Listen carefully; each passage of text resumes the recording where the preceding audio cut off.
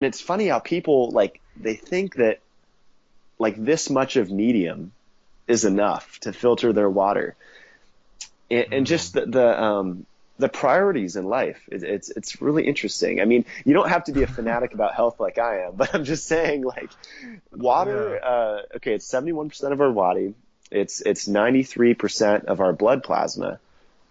Uh, Mm. Pretty much every chemical reaction relies on the integrity of the water in our body. Maybe we should like pay more attention to that, than like maybe fixing our Mm. car or like buying a new toy or Yeah. something. Yeah. So, Yeah. That's interesting. It kind of goes back to the whole idea of like how much can we get away with, right.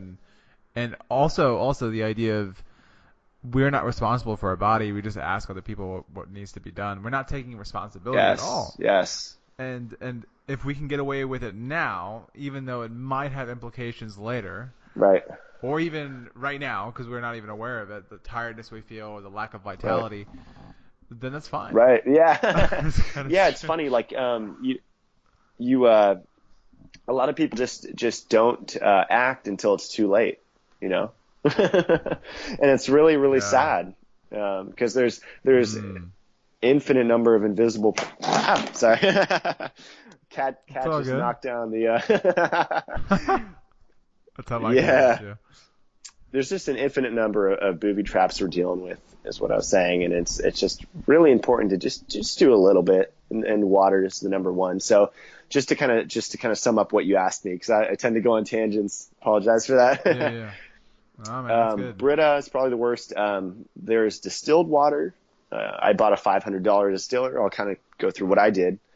I've had a reverse osmosis system before. I had like a 6 stage that removed the fluoride and remineralized it. I bought it on eBay for like 130 bucks. And then I've drank Kangen water, which is alkaline water or ionized water.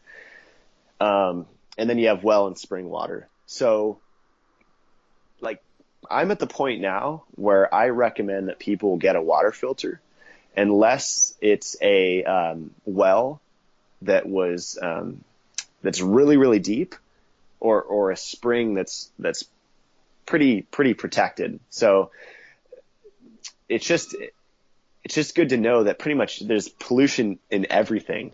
So Mm. I don't like to take chances with my health. So I'd rather be sure that there's no acids in my water. I'd like to be sure that the mineral ratios are correct. So the water I drink has calcium, potassium, sodium, and magnesium bicarbonate, electrolyte salts, or liquid form of those. A lot of the time we're drinking minerals in well water and it's in rock form. It's in inorganic form. So same thing if you're Mm. taking magnesium supplements. A lot of people get on the street say, "Oh yeah, I talk about magnesium." They're like, "Yeah, I take magnesium pills." What form? There's 10 different types on the market. Mm. So Okay. and certain ones are better than others. So yeah, just better, you do better, essentially. But with the Yeah. average person, I would say findaspring.com, get well in spring water. If you're drinking tap, definitely spring and well is way better than that. Bottled water is a step up from tap. Well and spring water is a step up. And then to me, filtered water is the ultimate. Even though it's not, Mm. it's not romantic, it's not the ideal. Living in a polluted world is not ideal either. So, Mm. That's a good point. yeah. So what have you heard much about rainwater and how people filter that? Um, Not really, actually. Yeah. I mean, Okay. that's when I have my own farm. That's what I plan to do. I will, That's awesome. yeah, I will have most likely a pristine hydro system that I use and filter the rainwater through Or that. filter it. Yeah. I need to ask my friend what filter he is. It sounds really intricate. Mm. Like it's a lot of processes, and I guess the TDS was really low. What he was Yeah. saying, and you can taste it. The taste is so interesting. It tastes like a sweeter. Yeah. Yeah. Yeah. I've drank well water before that was from like 2,000 feet, and it was the lady said that a Native American actually told her where to drill, so it was like a sacred site. And the first time I drank Whoa. that water, my entire body tingled from head to toe. It felt like Yeah. like kind of like a whole body orgasm. It was a really trippy feeling I've never felt before. Yeah. Really subtle though, Yeah. like at a cellular level, just like vibrating. And that was the first Mm. time that I felt that water is not just water, you know. And if people want to Mm. delve more into water, I recommend looking into Dr. Jerry Pollack's work. He just came out with a book called The Fourth Stage of Water. So there are a lot of people talking about EZ water though now, or exclusion zone water, Mm. which is basically the form of water that our body the form that water is in our body. So it's not just H2O. I believe it's H3O2. So yeah, Interesting. so that's Okay. created with ultrasound can do it, or infrared light, which goes back to sunlight. Gotcha. Gotcha. Yeah. So Okay. when we're in the sun, we're So literally structuring the body and structuring the structuring the water. body. Yeah. That's really cool. So going to sunlight, then there's this common fear that's put out there saying that, oh, what if sun causes cancer and the sunlight is going to affect my skin? I'm really pale. What's going to happen? Like, what do you have to say about those fears? Yeah. I mean, I guess people just have to look at when sunscreen came on the scene and ask why the rate of melanomas and skin cancers skyrocketed after sunscreen came into being. So Hmm. no one has a good answer to that. Uh, But my answer to that, a lot of people, a lot of really educated people's answer to that is that sunscreen actually blocks. Well, I'll take a step back. Ultraviolet is the most powerful part of light. So our body evolved with this particular part of the electromagnetic spectrum. And the electromagnetic spectrum, we have, microwaves, radio waves, and then red, orange, yellow, green, blue, indigo, and violet, which is the rainbow, and then X-rays, gamma rays, etc. So it's huge, and from 270 to about 800, this very particular band of visible light is where our body evolved. hmm. So it's measured in nanometers, and ultraviolet has three bands within it. So that's purple light, and that's the most biologically it affects our biology the most is the ultraviolet and the infrared. That's why sunlight's Hmm. so good for us. It's actually critical for human health to get the Hmm. photons in our body. So we have UVA, UVB, and UVC. And UVA is about 400 nanometers, so it's higher. UVB is about 270, and UVA is if you've ever seen those wands, maybe I've seen on TV for sterilizing surfaces. It's a Yeah, it's a I've seen those. disinfectant. Yeah, so that's what UVA does. It's nature's cleaner. So Hmm. I have a video called God's Gym where I like to rock climb outside. I don't Yeah. think working out under fluorescent lights is a very good idea. I mean, you do what you can. You do the best you can, of course. But Yeah. if I have the choice, it's going to be outside in full spectrum sunlight, grounding.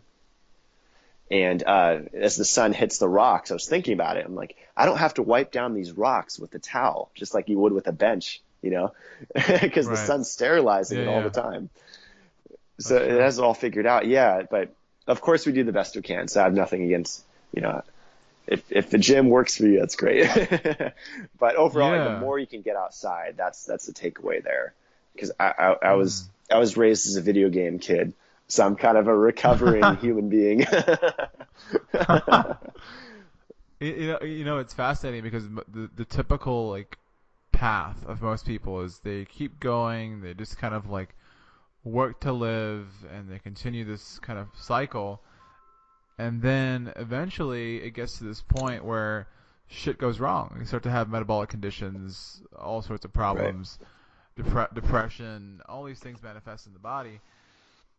And then they go to the doctor. The doctor's like, well, you can take this pill, you can do this to mitigate the symptoms. Right.